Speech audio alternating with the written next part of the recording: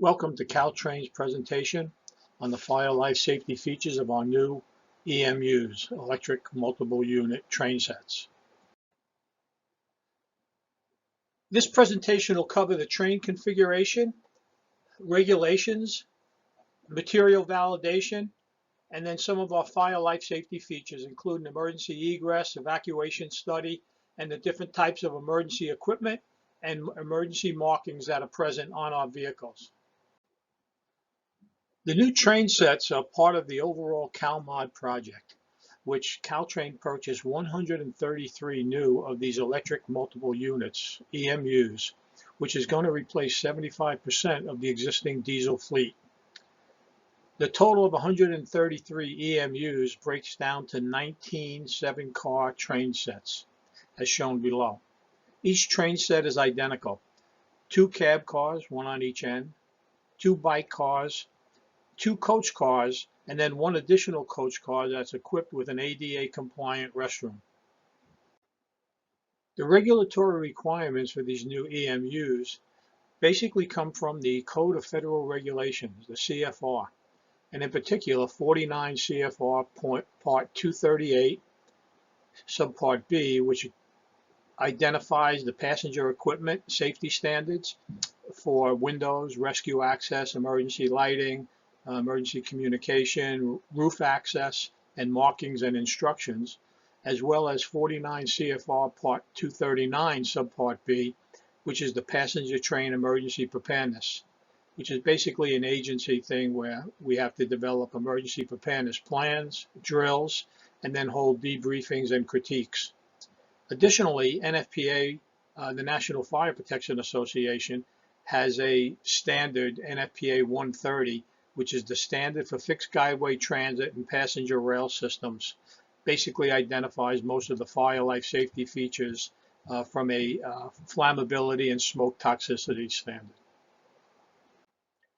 49 CFR 238 is broken down into a bunch of subsections. 238.103 is general fire safety, 238.112 emergency egress and rescue access systems. As you can see here in this slide, we're going to talk about each one of these. The EMUs were built using the latest fire life safety standards. NFPA 130 has requirements for the cushioning and the fabrics from a smoke density and a surface flammability point of view.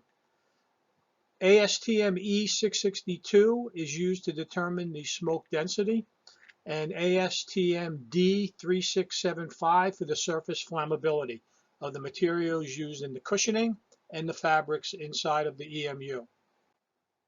Additionally, NFPA 130 also has requirements for all the other type of material used inside the vehicles. ASTM E162 is the test used for the surface flammability of those materials. And for all the wiring and cable and the structural components inside of the vehicle, ASTM E119 is used, which is the standard test methods for fire tests of building construction and materials. The emergency exits were designed based on the requirements in 49 CFR 238.113. In our vehicles, we have 4 emergency exit windows on the upper level, 4 emergency exit windows on the lower level, and then we have emergency exit windows on the intermediate levels that has passenger seating. And one of the requirements is that the windows must be a minimum of 26 inches horizontally by 24 inches vertically. All of the access points are identified on this slide. The emergency exit windows, the exit doors, and also the roof access points, which can be gained access from either end of the roof of the vehicle. All of the emergency exit windows installed can be removed by just pulling down on the red handle and removing the rubber strip, the rubber gasket around the window. Once that gasket is removed, the window can then be pulled out. This just identifies the requirements as per 238.114 for the rescue access windows, and 238, 123 for the roof access point. Although we hope it's never needed, there is access points from the roof, and that can be done by cutting through what we call the soft spot that's identified on top of the train roof by these decals.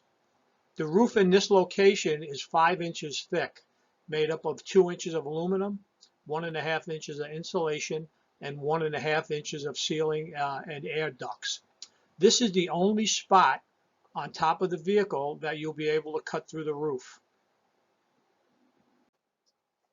If access needs to be gained from the exterior of the train and the doors cannot be opened electronically, there are emergency access handles located by each one of the doors. To access the interior of the train, pull that red handle out. The doors will release. You then go over to the door, put your hands in between the 2 door leaves, and push them out towards the end of each end of the car. Passenger evacuation instructions are located by each one of the doors in the inside of the EMUs. There are a number of evacuation studies taking place to see how long it would take to evacuate a fully loaded car, as you can see on the slide. Near each passenger door are some evacuation instructions. These instructions are printed on photoluminescent material so that even if the power is off and emergency lighting is not working, people can still access these instructions, and gain access out of the vehicle. There are at least 2 passenger emergency intercom stations located in each coach car. Pressing the button will connect you with the engineer of the train, where you can tell him what the nature of your emergency is and he can summon help. There's a number of emergency equipment located on the train for use by the train crew. Fire extinguisher, a pry bar, flashlight, first aid kit, and emergency ladders are located in each one of the cabs.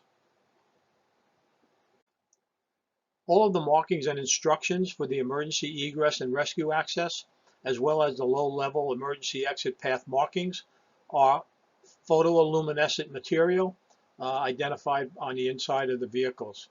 On the exterior, there's retroreflective markings that identify where the access points are.